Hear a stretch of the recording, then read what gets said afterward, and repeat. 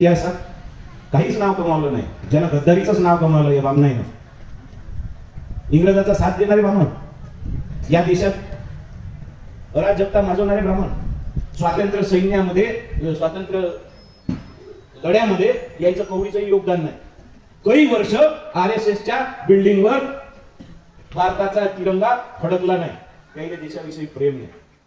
हे हिंसा करणे, भावना भडकवणे, ज्याच्याशी वैचारिक आपण भांडू शकत नाही, जो त्यांच्यापेक्षा शिकलेला आहे, त्याचा वाद करू शकत नाही, त्याला वादात हरवू शकत नाही, त्याला बंदुकीच्या गोळीनं मारते आणि त्याला संपते. त्याचं पहिलं उदाहरण म्हणजे तुकाराम महाराज आहे, दुसरं उदाहरण म्हणजे महात्मा गांधी आहे, तिसरं उदाहरण म्हणजे आताचे हे कुलबर्गी